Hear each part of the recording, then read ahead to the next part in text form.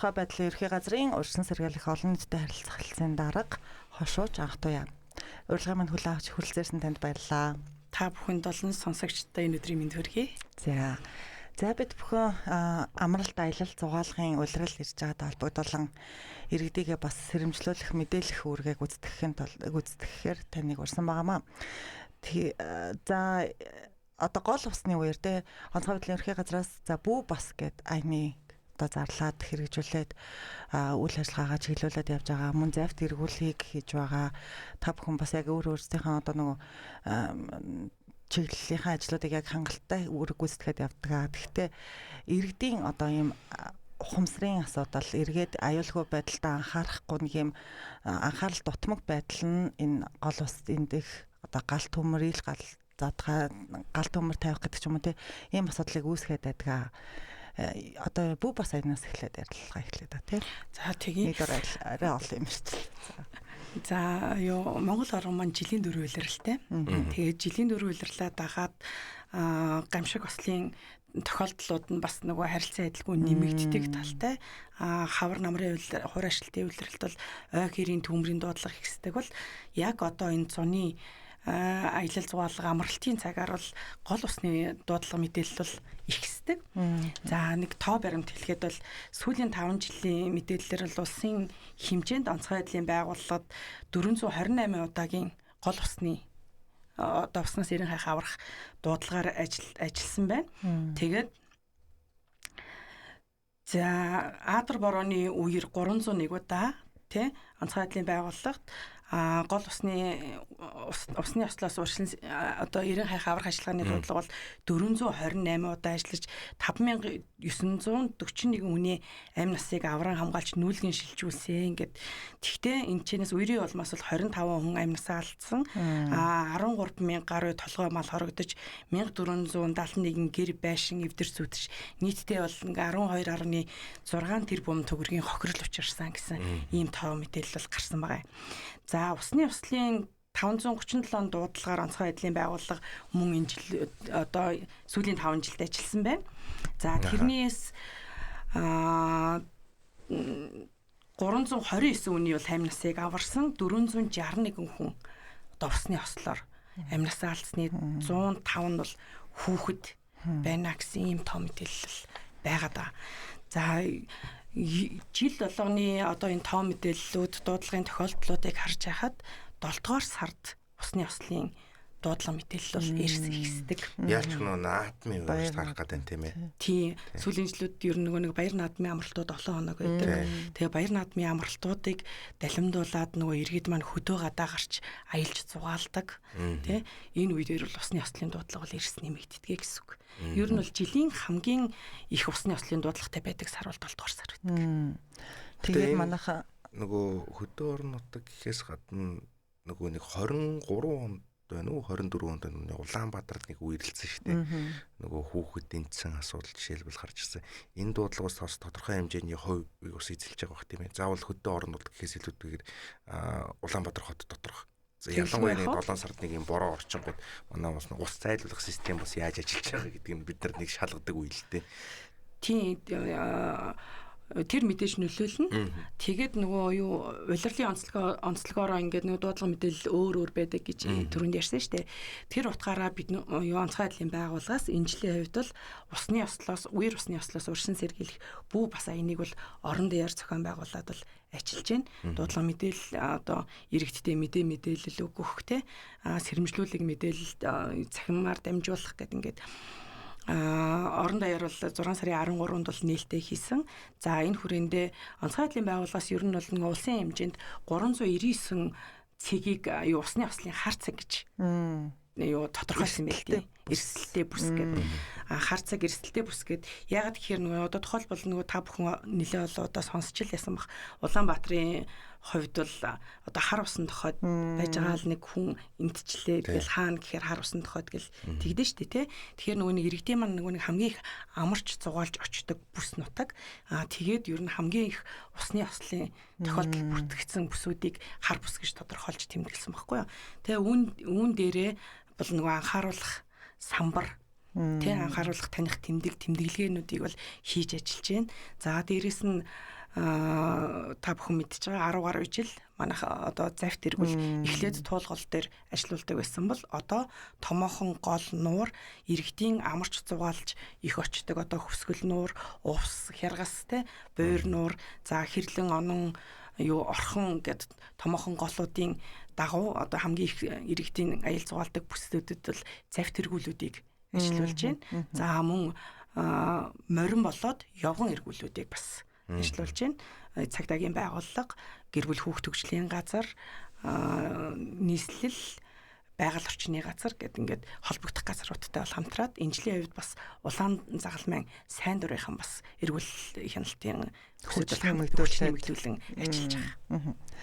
Тэгээ яг амралт зугаалгаар манайхан явахдаа яалтчгүй нэг устайгаар хавуултайгаар гэдэг шиг усаа бараадаад голынхаа эрэг дээр бараг зэрэгцэл будалчдаг л та. Тэнгүүд яг энэ үер ус голд эндэх эрсдлээ нэмэгддэг юм болоо тийм ээ. За аял зугаалгын үеэр нөгөө гол усны дуудлагын тохиолдол нэмэгдэж байгаа гэдэг чинь яг л үүнтэй холбоотой болчиход байна л да. Иргэд маань ерөнхийдөө нөгөө монголчууд ерөнхийд хуурай сэрүүн уур амьсгалтай нутаг бүс нутагтай учраас 100-ны дэлгэр халуун цагт бол гол ус нуурын эрийг бараадаж ихвчлэн амардаг. Тэгээд тэнд гарч байгаа усны ослын ерөнхий ихэнх тохиолдол бол 90% нь бол хүмүүсийн санамсар болгоомжгүй үйлдэлээс 90% гардаг. Маш өндөр тоо. Онцгой байдлын байгууллага болоод бусад мэрэгжлийн байгууллага бол байнга анхааруулга өгтгөлтөө за гол усны сав дагуу газар гэр майхнаа барьж хоногтлохгүй байна уу? За хүүхдээ гол усны эрэг дээр хараа хяналтгүй битгий орхиоч ээ. Согтууруулах хундаа хэргэлсэн үедээ гол ус руу битгий орооч ээ. За таньж мэдхгүй нутгийн гол ус руу бас хамаагүй ингээд сэлхээр битгий орооч ээ гэд. Энд нэг сонирхолтой тоо баримтыг хэлэхэд усны ослолт амнасаа алдсан хүмүүсийн бараг 40 гаруй хувь нь сэлж чаддаг хүмүүс байсан гэсэн том мэдээлэлдэг. Том мэдээлэл. Сэлж чаддаг. Тэр гаруй гэж тийм ээ. 40 гаруй. Тэгтэл нөгөө бассейнд сэлж чадах те усанд сэлж чадах гэдэг чинь хоёр өөр зүйл шүү дээ те. Урсгал ус, тогтмол ус. Тийм, үүнийг иргэд маань ерөөсөө ялгаж ойлгох хэрэгтэй байгаа юм. Бассейнд сэлж чаддаг байна гэд хэрлэн олон усанд ч юм уу, онон олон усанд ч юм уу сэлж чаддаг байна гэсэн тохиолдол үг биш л дээ. Тийм. Дэх нь одоо намайг ингээд жоохон бахад манай эмээ ярьдаг байсан байхгүй юу? Хэрлэнгийн ус чинь ононд чаддгүй. Ононгийн ус чинь хэрлэнд чаддгүй гэхээр нөгөө хүүхэд байсан учраас би энийг сайн ойлгохгүй. Тэгээд нөгөө онон гол ихч үзээгүй. Тэгэхээр ч бас мэдхгүй яагаараа юугаараа ялгаатай болоод тэгдэм бол гэд одоо би нөгөө хинтэх учраас нөгөө хинтээ аймгийн хоёр гол орж жишээ авчиж шүү. Тэгэд ялгаа нь ямар юундаа идэм болоо гэд боддог байсан чинь хэрлэн гол бол ийм ёроол нь харагдахгүй юм булангартай юм шиг мөртлөө намуух урсгалтай. Тэгээд ингээд доотлол нь ёроол нь бол ийм элсэрхэг зөөлөн ёроолтой голохгүй юу яг хинтээ аймгийн урд урсдаг нь. За гэтэл онон гол болохоор уулын ширүү урсгалтай. Тэгээд ёроолынхын чулуу ингээ харагдчихсэн ч гэсэн за энэ ёроол нь харагдаж байгаа юм чи ингээ ороход баг ингээ хүний ингээд шууд хүзүүгээр татаж ирэх хэмжээний том хүний гүнзгий байж байгаа том хүний тийм гол байдаг. Тэгэхээр харагдах байдлаараа ч гэсэн ядаж ялгаатай. Дээрээс нь нөгөө урсцын байдал ч гэсэн ялгаатай. Манай аврагчд ч гэсэн ярьдаг л да. Ер нь гол нуур болгон усных нь урсац юу н одоо ширүүн намуухан тий тэгээд нөгөө эргүүлэг за тэгээд тухайн гол нуурын нөгөө ёроолын байдал энэ төр ингээд бүгд хайраг элсгээл тий хайраг элс тэгээд зарим газар бол юу ихтэй цүнхэл ихтэй ч гэдэг юм уу тий зарим газар нь бол зүгээр яг намах урсгалтай ч гэдэг юм уу гэтэл нөгөө нуурын усанд бас нөгөө усныхаа доогуур урсгалтай ч гэдэг юм уу тий ингээ харахад ингээ тогтох ус байгаад идэг гэтэл доогуур урсгалтай ёроолоор урсгалтай байдаг ч гэдэг юм уу ингээд нөгөө нэг байгалийнхын өгөгдөл байна байгалийн өгөгдөл нь өөрөө ингээ янз бүр олон янз тэгэхээр би хэрлэнд сэлээд идэм чинь онод сэлж чадна гэж бол бартаж болохгүй нь штэ. Тэгэхээр иргэд маань өөрсдийнхөө амьнасыг хамгаал аюулгүй байдлыг нин түрүүнд сахих хэрэгтэй. Энэ тэнд нуур гол цөрөмд явж хата би бол сэлж чаддгиймаа гэд юу юугүй гол руу гүйж орохгүй байх нь эрсдлээс өөрийгөө хамгаалах хамгийн ихний арга болж байгаа. Тэгээд нэг том хүнийгээ оруулаад гүйхэн ус юм байна. Зүгээр гэл одоо нэг хүүхдүүдэд дагуулад орчихдог. Араас нь хүүхдүүд ордог нэг аюул. Бүү бас гэдэг чинь ер нь усыг тийм ээ, ер нь байгаль ихийг басч болохгүй л гэдгийг бас юм уриалгах чинь бас нэгдэж байгаа юм болоо гэж бодод. Тийм, монголчууд маань ер нь манай нөгөө үг дээдсдэгж ярьдаг гал усыг басч болохгүй гэдэг тийм. Тэгэхээр усыг бол ерөөсөө басч болохгүй. За ингээд голын салаанд ч юм уу одоо наадталт нь ингээд биднээс нэг туулж үзээл за нэг өөрсдийнхөө өвдөг хүрэх газар явчаал за гайгүй юм байна гэл хүүхдээ оруулаад тоглолт нь штэ. Гэтэл нөгөө тэгээ хүүхдээ оруулж тоглуулчаад хараа хяналтгүй орхиод томчуулн голын ирэг дээр юу хийдгүү гэхээр хоол унд хийгээд тэ тоглолч наадаад нөгөө хүүхдүүдэд анзаарахгүй орхичдаг. Хүүхдээ хүүхдэд нь үлдээчдэг. Гэтэл биднүүсийн нөгөө нэг одоо тэр эцэг эхчүүдийн яваад шалгаад үтсэн тэр нэг өвдөг хурж исэн ус чинь цаашаага нэг алхахад цүнхэлтэй байсан бол яах вэ? Тийм тохиолдлууд нөгөө таньж мэдгүй голын усанд боор очоо гэдэг чинь л хаана цүнхэл ааг биднээс хэлж мэдэхгүй. Тэгээд гол одоо ингээд би за хинтийн нутгийн хэрлэнгийн өвөн дөрөссөн хүүхдээ гэд би энд л усанд ордог байсан ингээ ортол магадгүй 10 жилийн дараа би тэнд очиж байгаа тий. Тэр голын урсац байгалийнхаа жамаар ингээ голдрлоор яаж өөрчлөгдсөнийг мэдэхгүй тий. Тэгэхээр тэр өөрөө аюултай. Тэгэхээр ерөнхийдөө дээр бол ялч нь одоо юу улаастан гол санаанд орж байна. Тэгээ улаастай. За ер нь бол татрахын үед бол татарсан. Гэхдээ тэнд чинь бол яг наа баг хахад хүмүүс машин цашаа нуугаад ингээл явдаг лээс л та сүүлд бол ингээ ярьж байгаа ялч нөгөө томчууд нэг хоолунд хийгээд ингээ суугаад тэгээ хүүхдүүдэд тэгээ хайчдаг зөөл дээр бол улаастан гол дээр бол нилээ харагддаг. Яг тэр зүйл бол нилээ санаанд орж байна.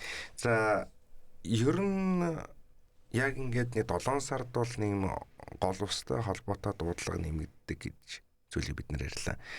Үүнээс гадна онцгой байдлын ерхий газрыг аваад үзэх юм бол энэ нөгөө ойн түүмэр гэдэг асуул ялангуяа хаврын үйлрэл бол нэлээд ярьдаг. Энэ тал дээр бас жоохон мэдээлэл хүргвэл. Хавар намрын улирал одоо Монгол орн чинь ерөнхийдөө нөгөө хуурай бүснөттэй шүү дээ. Салхи ихтэй. За тэгэнгүүт нөгөө хавар намрын улиралд бол эд нөгөө хуурайшилтай үе байдаг. Энэ дээр ой хэрийн төмөрийн дуудлага бол хийсдэг.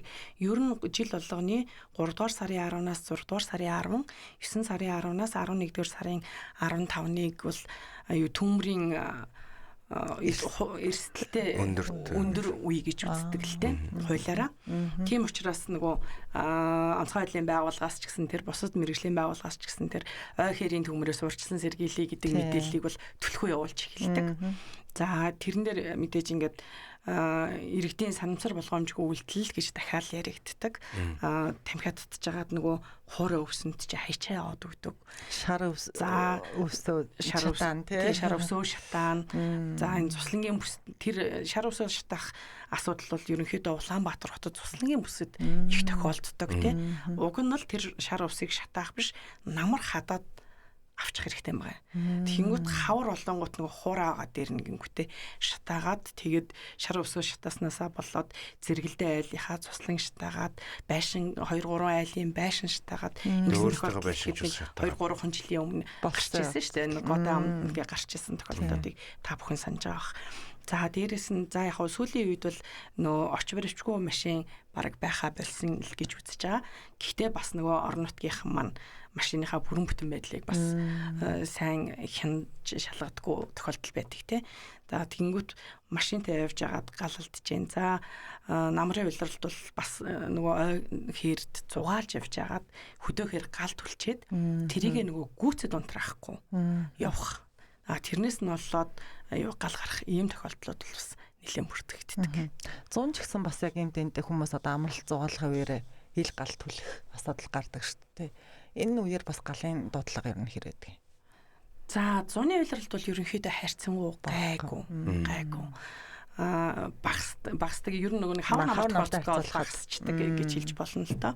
Ер нь тэгээд нөгөө нэг биднээс яагаад ингээд байнга одоо тохиолбол бидээ яал ингээл иргэдийн санамсар болгоомжгүй үйлдэл гэл яриад энэ гэхээр ковидын жил байлаа шүү дээ. Ковидын хөл хорионы үеэр ой хэрийн төмөр болоод вирусны дуудлагын тохиолдол эрс багассан. Тэ тэгэхээр ерөнхийдөө нөгөө боломжгүй бүгдийг харьцаж байгаа болохоор явах боломжгүй ингээд нөгөө бүгд хөл хорионд байсан гэртэл байсан тийм учраас нөгөө ой хэрийн төмрийн дуудлага ерөөсөө эрс багассан гэдэг маань хүний үйлдэлээс шалтгаалж энэ юу гамшиг ослууд бол гараад байна гэдэг нь бол харагдаж байгаа гэсэн үг. За онцгой байдлын байгууллага тэгээд жил болгон одоо мэргэжлийн байгууллагуудтайгаа нийлээд нөгөө эрсдлийн үнэлгээг хийдэг л дээ. Энэ жилийн тухайд бол уур амьсгалын өөрчлөлтийн нөлөөгөөр богино хугацаанд хэмжээний аадар бороо орох давтамж бол нэмэгдчихэв. Ер нь ингээд нөгөө сүүлийн жилүүдэд зөвхөн Монгол орнд биш дэлхийд даяар нэмэгдэж штэ. Тэгэхээр энэ жилийн хувьд бол онцгой байдлын байгууллагаас зуны улирлын цаг агаарын төлөв, гол мөрний урсацтай өнгөрсөн жилүүдийн үер усны ослын статистик мэдээлэл, аймаг нийслэлийн эрсдлийн үнэлгээнд үндэслээд бол аж ахуйн нэгжүүдтэй байгууллагуудтай бол эрсдлийн үнэлгээ хийгээд бол сэрэмжлүүлгийг хүргэж байна. Тэгээ эрсдлийн ерөнхий үнэлгээг бол онцгой байдлын байгууллага хийхэд энэ жил бол 26 оны үерийн эрсдлийн ерөнхий үнэлгээгээр бол 28 аймаг нийслэлийн хэмжээнд бол Хинтээ аймгийн нутаг дэвсгэр бол үерийн эрсдэл бол өндөр байна гэд. За Улаанбаатар хотын хувьд бол ойлгомжтой. Багнуур, Сүхбаатар, Чингэлтэй, Хан улд өргөхт бол үерийн эрсдлийн үнэлгээ бол өндөр байна. Баганга, Баянзүрх, Налайх, Сонгон хайрхан нуург бол дунд эрсдэлтэй байна гэсэн эрсдлийн үнэлгээ гаргасан баг. За энэ эрсдлийн үнэлгээгээ биднээс холбогдох байгууллагууд, мэргэжлийн байгууллагуудад нь хүргүүлдэг. Энэ эрсдлийн үнэлгээнд дээр тулгуурлаад мэргэжлийн байгууллагууд нь нөө бүх байгууллагууд чинь урьдчилан сэргийлэх үйл ажиллагаагаа авч хэрэгжүүлэх ёстой байдаг. Яагаад мэргэжлийн байгууллагуудад хүргүүлдэг гэж ярьж байгаа гэхээр тухайлбал одоо Баянзүрх дүүрэг одоо түрүүнд нөгөө хальт яриад өнгөрсөн 23 оны үер болсон газар ба штэ тий. Дарихын тийшээгээ гэд ингээд улаастай энэ тийшээ ингээд ерөнхийдөө нөгөө нэг гинтийн усрахыг ихтэй аадар бороо орол үерт давтдаг газрууд идэх тий. Тэгэхээр тэр газруудынхаа үерийн хамгаалтын далан шууд сэргээ ихтэй нурсан бол сэргэн босгох хог юугийн цэвэрлэх гээд ингээд энэ бол нэг нийслэлийн холбогдох байгууллагууд хийх ёстой ажлууд байдаг. Тэгээ энийг бол ингээд шат дараатай хийгээ явж ядгаа гэсэн үг. Мөн бас үерийн аман дээр буусан айлуудыг одоо бас яг жил болго ярьдаг тий. Тэгээ яг нөгөө анхааруулга өгөөд хороо дүүргээс нь очоод бас ингээд дийлдэггүй асуудлууд бас байдаг гэж ярьдаг л та. Тийм үерийн аман дээр буусан одоо үерт эрсдэх эрсдэл магадaltaй айлууд байна гэд тэрэн дээр бол ингээд мэдэгдэх хуцыг нь бол мэргэжлийн байгууллагууд бол хүргүүлдэг. За нийслэл хороо дүүргээс нь бол тэр айлуудыг нүүлгэн шилжүүлэх арга хэмжээг бол бас авдаг. За 23 оны үерээр л ихт чинь тухайлбал ингээ үер усанд автчлаа гэхээр ингээ очоод нүүлгэн шилжүүлчингүүт буцаад нөгөө үер усны гамшиг гайг болохоор нөгөө барилтаа ирээл нар гарангууд ирээл буучдаг. Тэгэхээр нөгөө нэг иргэд маань өөрсдөө мэдчихэж штэ. За бороо орвол манайхаар нэг ус туулчих гад идэм да гэд тий. Тэнгүүт тэхэн үед бол иргэд өөрсдөө ингээд нөгөө гэрээ тойруулаад жижигхэн шуудууд татах ч юм уу нөгөө усаа ингээд хаялгыг нь гадагшлуулах ийм арга хэмжээнүүд авч хэрэгжүүлдэг байсан. Байсан гэхээр одоо гэж хэлдэг маань болохоор сүүлийн үед иргэд маань тэр тал дээр жоохон хайхрамжгүй байгаад байна л да. Тэгчингүүтээ манай гэрээр ус туулчлаа гэж онцгой байдлын байгууллагууд дуудлага өгч байгаа байхгүй юу? Гэтэл шаагаар татсан усыг бол иргэд өөрсдөө зайлуулах боломжтой. Боломжтой. Тэ? Тэнчэнэс гэрээ нүүлэх үү, тэ? Тэр усаа гадагшлуул шахах уу? Энэ бол нөгөө зайлшгүй онцгой байдлын байгууллагыг, мэргэжлийн байгууллагыг дуудаад байх тийм тохиолдол биш гэдэг ч одоо би буруутгах та тий. Гэтэ ер нь бол тийм. Ер нь бол тийм багхгүй юу. Тэгэл нөгөө манай аль багчд очиод нүүлгэж идэг тий. Онцгой байдлын байгууллагыг өөр газар өөр юм хэрэгтэй илүү нөгөө нэг ажиллах талтай тий. Тим юм руугаа тэднээс маань явж явах хэвээр аль багчд маань. Тэгэхээр ийм эрсдэл байдаг гэдгийг тэр газар олон жил амьдарч байгаа иргэд маань өөрсдөө мэдж байгаа гэсэн үг шүү дээ. Одоо хөдөө орон нутагт ч гэсэн цусландаа ингээд малчин айлууд нүхтэй арай жоохон довд газар буудагч гэдэг юм уу те. Тийм тохиолдол тэгээд нэг за юу усархаг гинти аадар ороод гэрээр нус туллаа гэхэд тэрийгээ өөрсдөө хатаагаад нүүн шилжээд ингээд явдаа штэ.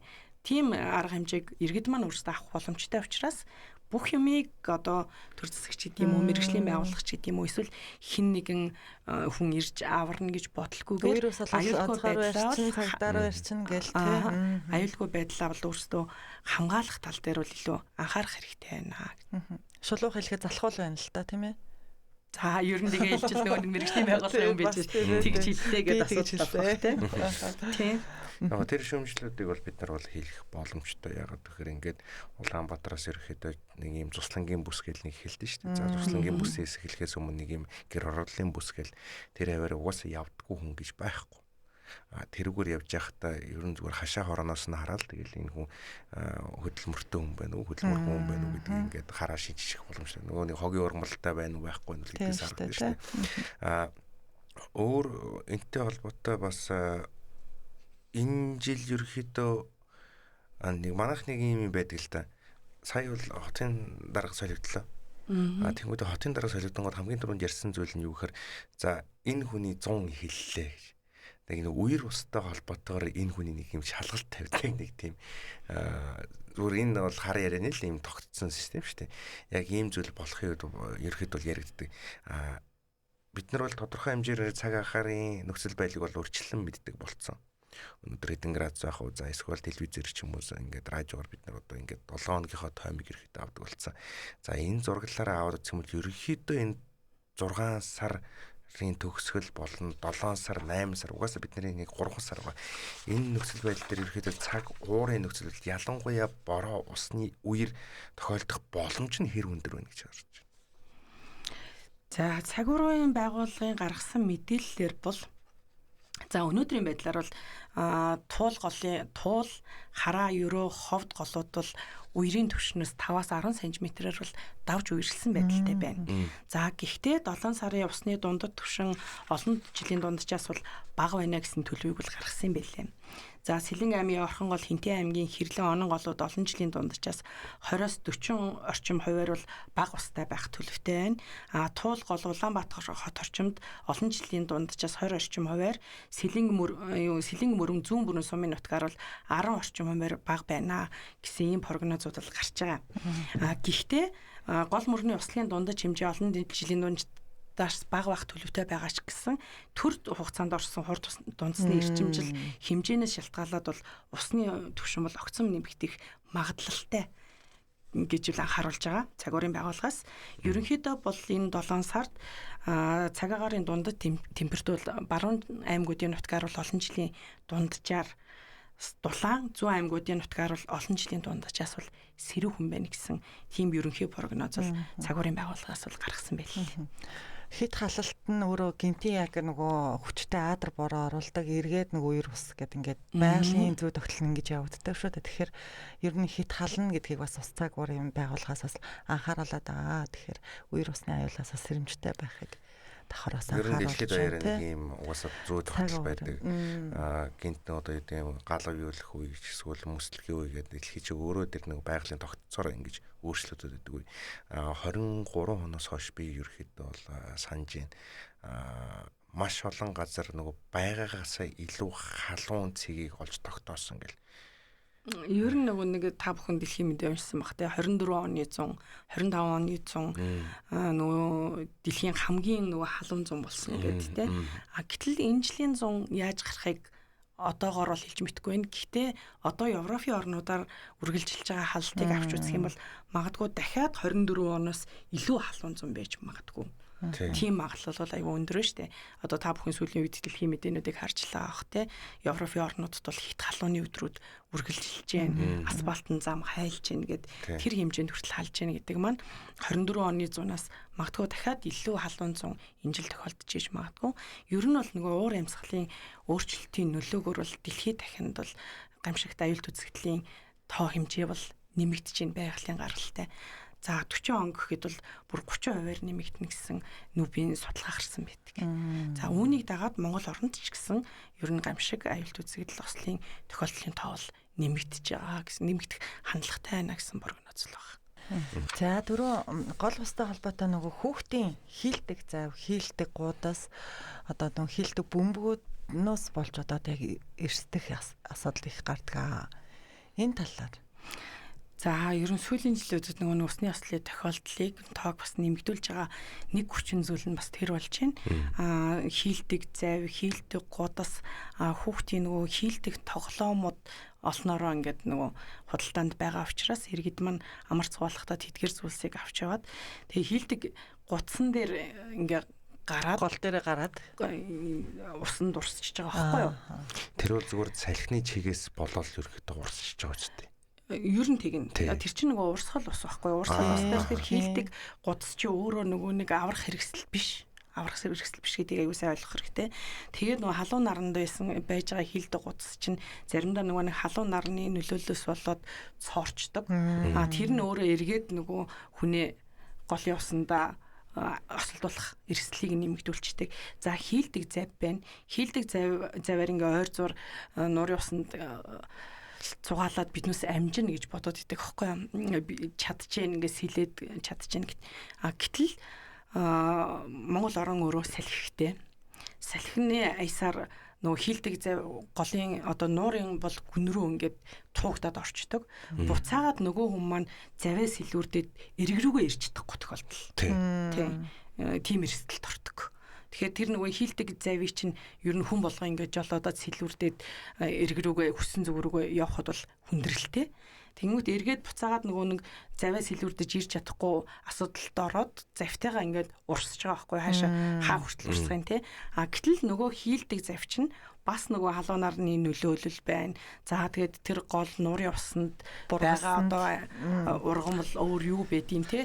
Тэр мэрэнд шүргээд ингээд цоорсон тохиолдолд мэдээж нөгөө хүнээ бас л эрсдэлд оруулчих чинь ингээд иймэрхүү тохиолдлууд нэлээд гарч байна. Ялангуяа тэр нөгөө хүүхдийн тоглоомууд бол нөгөө жижиг бассейнд хүүхдүүдээ саатуулах зорилготой тоглоомууд болохоос биш гол нуурын эрэг дээр тэр аврах хэрэгсэл биш байхгүй.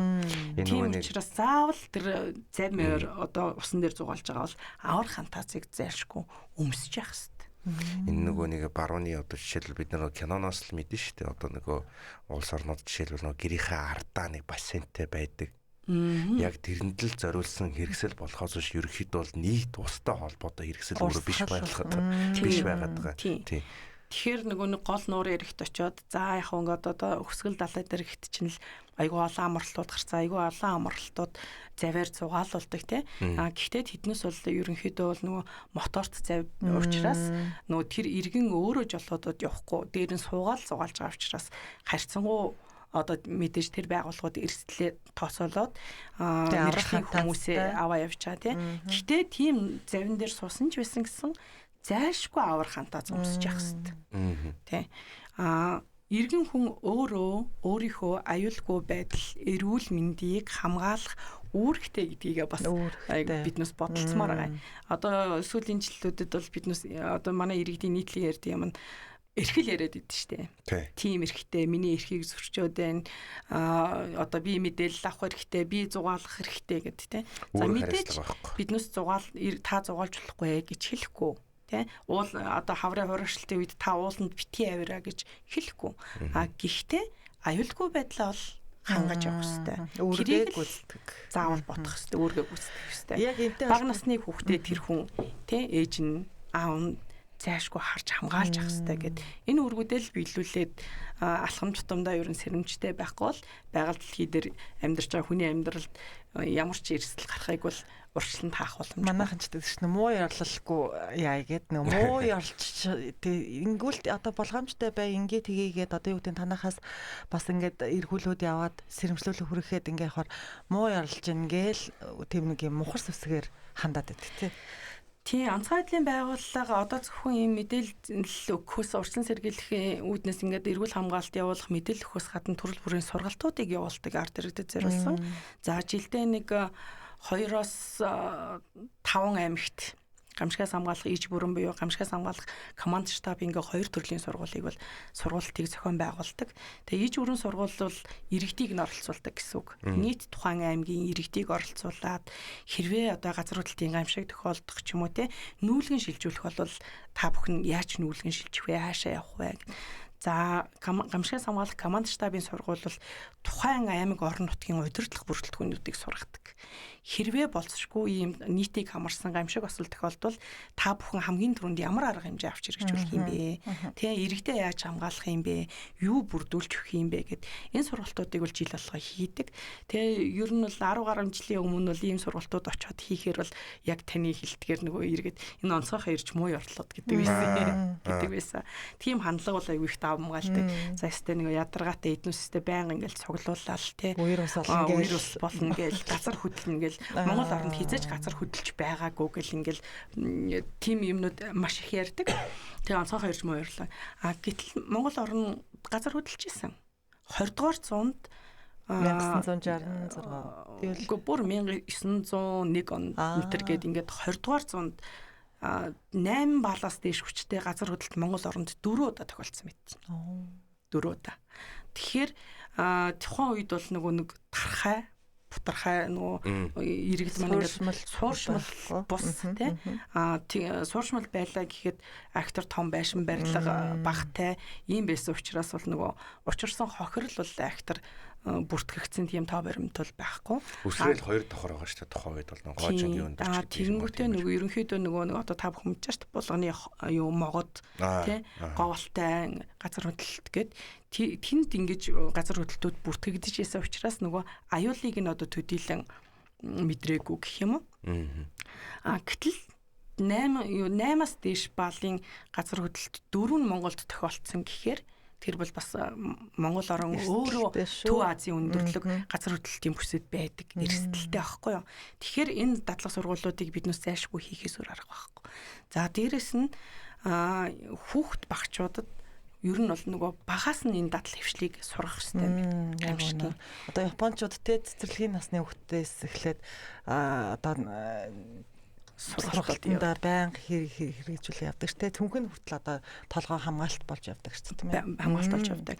Гэтэл яагаад гэхээр хүүхд яагаад бага наснаас нь эхэлж сургах ёстой гэхээр одоо ингээд насанд хүрсэн хүний ингээд өөрт суудсан дадлал хвшлийг өөрчлөхөд айгүй хэцүү юм байна л да.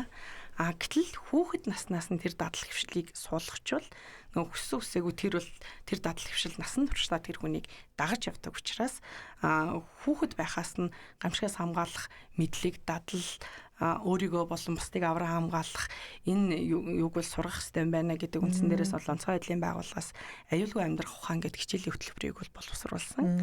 За энэ хөтөлбөрийг боловсруулад боловсролын яамтай хамтарч хэрэгжүүлээд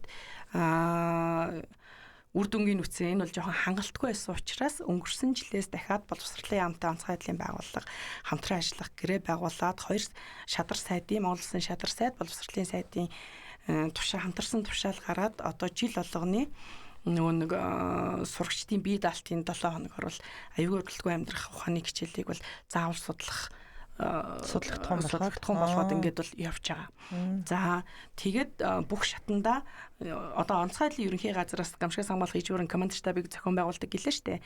Тэгэнгүүт орон нутгийн онцгой байдлын газрууд бас яг сумдаа тэр ард иргэдтэй тэр жижиг сургалтуудыг бас байнга хийждэг. Тэгэхээр энэ сургалтууд маань иргэд маань бол бас айгуу тийм юутай хамрагдах хэрэгтэй байна л да. Итгэвтэй хамрагдах хэрэгтэй.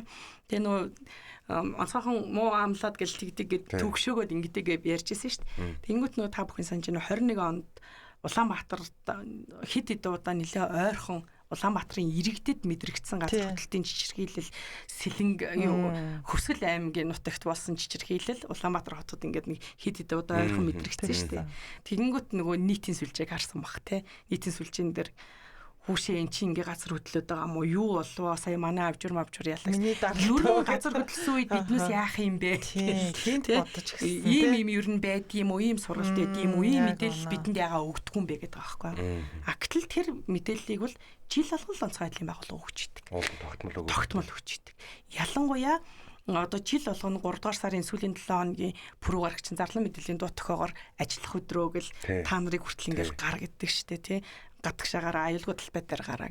Тэр яг цуглах бүс цуглах байдлаар очоо. Нэг цуглах талбай дээр биднээс зөв зөвөр цуглуулчаад энд яг яах гэдсэн гэдэг иргэд маань гайхаад идэх байхгүй. Гэтэл тэр яах ёстой вэ гэхээр тэр цуглах талбай дээр очих дадлыг л сулах гэдэг дадлыг ямар ч үед газар хэрвээ Улаанбаатар хотод газар хөдлөлтийн гамшиг тохиолдлоо гэхэд би ажил дээрээ байж идэг, хүүхэд сургууль дээрээ байж идэг, одоо нөхөр гэртээ ч юм уу байж идэг тий. Гэтэл газар хөдлөлтийн гамшиг тохиолдлоод одоо эрсдэл үсээд нуран ингээ болоод ингэчих юм бол биднээс хаанаас өөрсдөө нэг олох юм. Тэр цуглархтал бодорос олох хэрэгтэй байхгүй юу? Шүлжээ дээр байхгүй шүү дээ. Тийм шүлжээ мүлжээ ингээ байхгүй болчлоо гэж бодоход тий.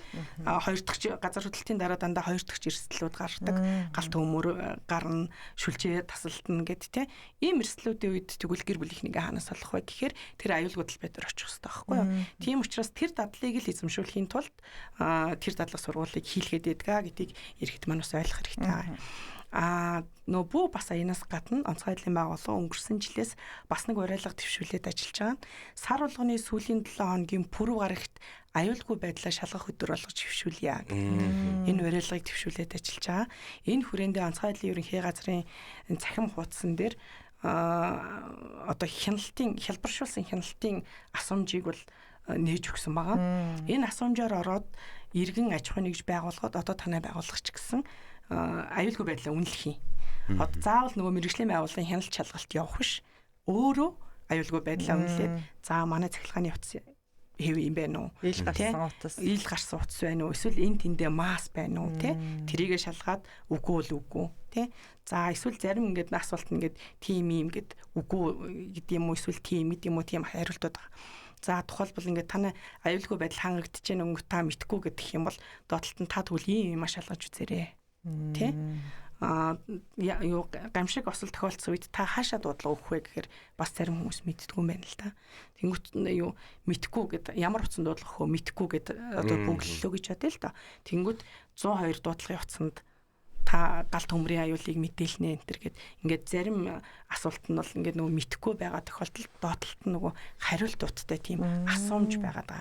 3 янзын. Хүссэн хүн болгоо ороод аж ахуйн нэгж байгууллага одоо ажлын орчноо яаж шалгахгүй иргэн хүн бол өөрхийхөө аюулгүй байдлыг яаж шалгахгүй гэсэн. Энийг хэвшүүлээгээд ерөнхийдөө бол нөгөө онцгой байдлын байгууллага бүх шатны онцгой байдлын байгууллагаас сургалт дадлага хийж байгаа иргэдтэй бол таниулаад шалгуулад ингэ явж байгаа. Тэгээ энийг бас иргэд маань орж үзээд бас нэг шалгаа хөвшижээсэ гэд. Яагаад сар болгоны сүүлийн 7 хоногийн пүрэв гараг гэж сонгосон бэ гэхээр ерөнхийдөө түрүүнд бид нөө Японы жишээ дурсаад өнгөрсөн тийм. Японд бол 9-р сар бол аюулгүй байдлаа шалгах сар байт юм байна. Нийтдээ 9-р сар. Нийтдээ. Тэгээ нөө бүх аж ахуйн нэгж байгууллага тийм иргэд аюулгүй байдлаа шалгадаг. За Солонгост болохоор сар болгоны сүүлийн өдөр аюулгүй байдлаа шалгах өдөр байдаг гэд одоо тухайн байгууллагын хабын мэргэжилтнүүд одоо тухайлбал миний өрөөнд орж ирээд за таны өрөөнд юу ажиллахгүй эсвэл нөгөө маасалдаг арцэтэг байна уу ч гэдэг юм уу тийм журмаар шалгаа авчдаг. Тэгвэл биднээс тэрийг бас хэвшүүлье. Яагаад тэгэхээр энэ сард би аюулгүй байдлаа одоо цахилгааныхаа залгуур малгуурыг шалгалаа гэж бодъё. Зүгээр ээж болно. Зүгээр ээж болно. Гэтэл сарын дараа бүтэн сар хэрэгэлчээд сарын дараа шалгах гээд тэр мастай болсон байж магадгүй. Юм илэгдэн. Тийм юм илэгдэн. Тийм тэр чинь нөгөө байнгын үйл ажиллагаа явагдаж байгаа учраас илэгдэл хорогдол явагдаж байгаа. Тийм учраас хэрвээ тэр үед нь та мэдэх юм бол за нэг залгуур юм чинь тий сольчих. Тэгвэл нэгт эдийн засагт ч гэсэн юу дарамт өгөхгүй шүү дээ. Дарамт өсөхгүй нэг л залгуур солино. Галын аюулгүй байдал ахын гал төмөрт өртөөд гэрээ шатаацсны дараа гарах зардал эсвэл сардаа нэг удаа нэг залхуураа солих зардал бол харьцангуй гарнаа да тийм учраас л энийг хөвшүүлье гэд ийм уриалга бас төвшүүлээд ажиллаж байгаа. Тийм учраас сар болгоны сүүлийн 7 хоногт одоо сонсогчд маань аюулгүй байдлаа шалгаж үзээрэй. Тэгж хөвшөөрэй гэж хэлэх. Ер нь ахуй хүрээний бас яг одоо энэ асуулттай яриатай нь холбоотуулаад ахуй хүрээний бас гал алдагдлалт яг юунаас болж үүсдэг вэ? Мэдээж тэр одоо нөгөө утаснуудаас тийм ээ цахилгааны утаснаас л их байдаг уу яадаг вэ? За ер нь нэлээд хувийг нь цахилгааны аюулгүй байдал эзэлдэг. За манай иргэд ч өөрсдөө хинэггүй шүү дээ тий.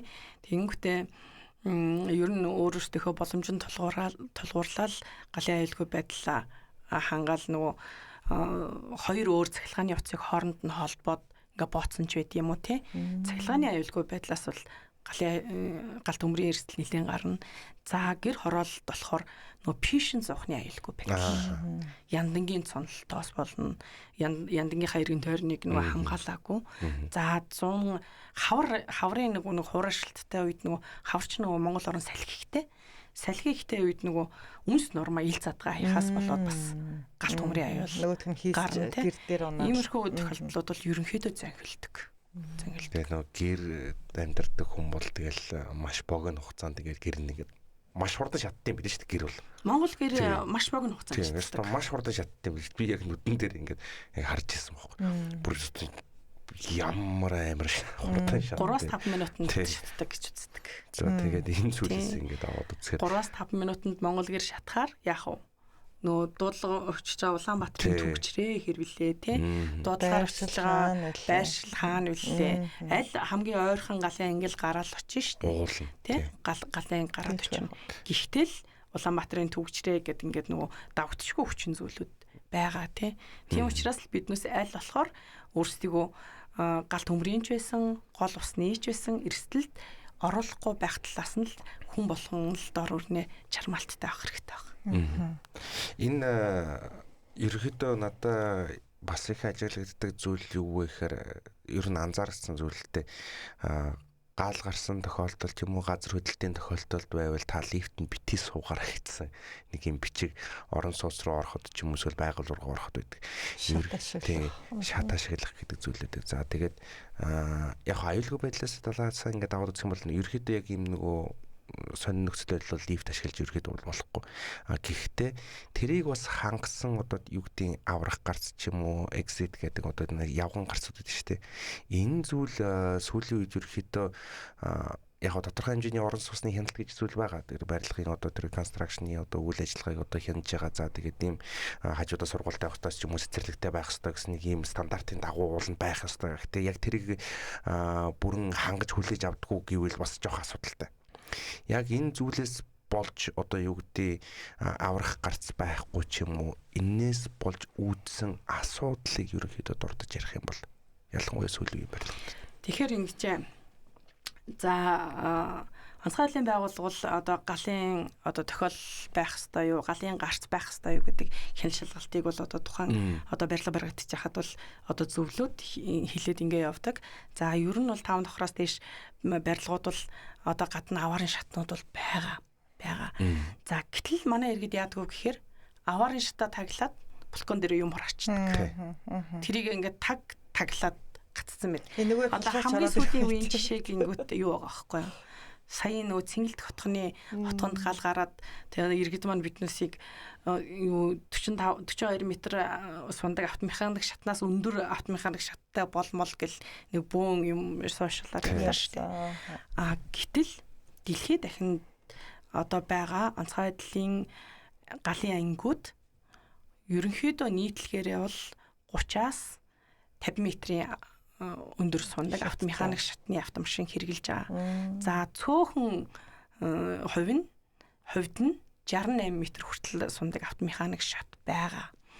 Гэхдээ үүнээс илүү өндөрт биднээс даралттай усаар одоо ус тэр нэг гал унтраах гэж засаж байгаа ус чинь маш өндөр даралттай очиж штэ. Тэрний хоолойч хүн барина тий. Тэрний аюулгүй байдлыг хангах хэрэгтэй гэд манайхан иргэд болохоор яагаад вэ гэхээр нөгөө ачаа зөөдөг автомеханик шатнууд одоо 110-аас 120 м-т хүрдэг тийм шатнууд байна л да. Тэднээсийг яриад байгаа байхгүй юу. Гэтэл тэр галын аюулгүй байдлыг ч юм уу гал унтраах зориултыг биш гэдгийг нэгт ойлгох хэрэгтэй. Хоёрт 5-аас дээш давхарт гал гарч байгаа тохиолдолд 5-аас дээш давхар барилгын галыг бол дотор гидрантаар унтраах хэрэгтэй байдаг. Саяын цэнгэлтэг дээрээс манай иргэд нэг юмыг анзаарсан баг гэж бодож байна. Манай галын машинууд гадаа нь очиж зогссон байсан ч гэсэн нэг ч машинаас ус цацж байгаагүй тий. Зүгээр шууд нөгөө 42 м-ийн автомеханик шат сунгаад иргэдээ бол авч ирсэн. Дотор гал унтраах ажиллагаа явагдчихсан байхгүй юу. Сая Цэнгэлт хотгоны гал юугаараа ялгаатай байсан гэхээр айлын гэрт гараагүй нөгөө шатны хонгилд гарсан учраас иргэд маань нөгөө хонгил руу одоо шатаараа буучдаггүй чиний хэлснээр нөгөө лефтер ч биш нөгөө явган шатаараач буучдахгүй төгсөж байгаа байхгүй. Ягаад тэгэхээр нөгөө шатны хонгил гал гарсан учраас нөгөө дотоороо ингээд нөгөө галын утаад харахад утаад харагдсан учраас нөгөө нэг угаартах аюултай учраас иргэд маань юу хаалгаараа гарч чадахгүй байх гэсэн үг шүү дээ. Тэгэхээр тэрийг бол дотор гидрантаар нь манай аврагч гал нурчдуулсан, унтраацсан. Гадна талаас нь бол нөгөө цонхон дээрээ гараад ирсэн иргэдээ бол битнээс авто механикчдаараа 100-аараа иргэнийг буулгаж авсан шүү дээ. Тэгээд тэрэн дээр дараа нь нэг эмэгтэй ярилцлага заажраал сайт дээр гарсан байлаа да. Иргэд анзаарч үзсэн бол тэр эмэгтэй 20 давхраас 14 давхар хүртэл аварын шатаараа буужчихсан. Бууж ирсэн. Тэгээ 14 давхраас доошо бууж чадаагүй. Тэгээ манайх нөгөө автомеханикчдаараа буулгаж авсан. Тэгээд 14 давхраас яагаад доошо бууж чадаагүй гэхээр 14 давхрынх нь нэг айл нэгт байгаагүй. Хоёрт тэр айлын нөгөө нэг аврах гарцаа хаагаа тавьсан юмыг тэр эмхтэй хөдөлгөж чадаагүй. Тийм хөдөлгөж дийлээгүй. Ер нь бол нөгөө 22 давхраас буухтаа бол ингээд айлуудын балконыг чөлөөлөл хөргөгч хөлдөөгч мөлдөөгч тавьсныг ингээл чирхэн чирэл холдуулаад бууж ирсэн гэж байгаа байхгүй юу. Тэнгүүтээ 14 давхрынхыг бол нөх хөдлөж чадахгүйсэн учраас бууж чадаагүй. Тэгээд онцгойхон намайг авсан гэд ярьслаа өгсөн байсан. Тэгэл тэр чинь нөгөө нэг манай иргэд тэрэн дээрээс бол одоо сургамж авах хэрэгтэй шүү дээ. Аваарын гарцвал агуулах биш. Үүнийг л аягуулсаа ойлгох хэрэгтэй. Сул чөлөөтэй байх. Тийм, сул чөлөөтэй байх хэрэгтэй. Та балкон дээр юм оруулаач гэсэн тэр аварын гарцтай тэр нэг жижигхэн хэсэг дээр юм тавихгүй л байх хэрэгтэй. Энэ бол биднүүсийн наацахын одоо мэдчих хэвээр зүйл болчиход байна. Тэгээд тэр нөгөө сар болгоны сүүлийн 7 хоногийн пүрэв гарагт аюулгүй байдлаа шалгах гэдэг дээр чинь бас яг энэ асуумж бас байгаа. Танай галын гарц одоо тухайлбал энэ барилга танай байгууллага дээр галын гарц чи хаана юм? Та нар бүгдээрээ мэддэг ах хэвээр. Тэр галын гарцыг хааж ямарваа нэг зүйл өрөөгүй тэ эд бараа хураагаагүй байх хэвээр. Тэр галын гарц ямар ч үед чөлөөтэй байж ах хэвээр байхгүй юу? Тэгэнгүүт энэ сард би аж ахуйн нэгж байгууллагынхаа галын гарцыг шалгасан чинь за одоо онгойход бэлэн хэмжээнд байж ялаа гэж бодтол дараагийн сард магадгүй хин нэг нөгөө анзаарахгүйгээр нэг юм авч хураацсан байж болно шүү дээ. Тэгэх юм бол тэрийг шалгаж үзээд тэрийг зайлуулах, чөлөөлөх арга хэмжээгээ авч явах хэрэгтэй үүднээс биднээс бол энэ сар болгоо ингэж аюулгүй байдлаа шалгаж хөвшье гэж барилаад байгаа. За бидэнд 2 минут үлдсэн байна. Бүх бас аяны хүрээнд бас манайхан машинтайгаа гол ус руу гатлах гад ордог. Тэгээ машинтайгаа суудаг, бас урсдаг асуудлууд байдаг. Тэр тал дээр та мэдээлэл өгөөд ярьцлага амтвал. За гол нур ер нь нөгөө нэг зам даваа товчлох зорилгоор иргэд маань мөсөн дээгүүр мөсний зузаан бихчээг байхад мөсөн дээгүүр яваад мөсөнд цөмрөх аюулд ордог. За 100 бол нөгөө гарамгүй газраар гол ус гатлаад тэгээ голд машинтайгаа урсчих гэсэн ийм тохиолдлууд гардаг учраас ямар ч тохиолдолд баталгаатай зам гүүрээр аяллаа үргэлжлүүлнэ гэдгийг бол анхааруулж хэлмээр байна. За тэгээд нөгөө юу BTD ярилцлагын хугацаа дуусч байгаа гэсэн учраас баяр наадмын өдрүүдэд бол ихэнх нутгаар харьцангуй дулаан халуун байх төлөвтэй байгаа. Гэсэн хэдий ч нутгийн зүүн хэсгээр зарим хугацаанд бол сэрүүн, зарим хугацаанд бол хурд тундас орох магадлалтай байгаа учраас ер нь ингээд иргэдийнхээ найз нөхдийнхөө ч гэсэн яриаг сонсож яхад наадмын өдрүүдээр бол аял зугаалах хандлага бол их байна. Тийм учраас аял зугаалж явахдаа голын сайр тий голын сав дагуу газар, үерийн эрсдэлтэй газар майхан сав, машин тэргээ байрлуулахгүй байх, хүүхдээсээ хараа гинэлтаа холдуулахгүй байх. За тэгээд түрүүний GBD-ийн ярилцлагын туршил ярьж байгаа өөрсдийнхөө аюулгүй байдлыг хангаж согтууруулгандаа хэрэгэлсэн үедээ гол нуурын усанд орохгүй байхыг бол та бүхний өөр их шүү тийм ээ анхааруулъя.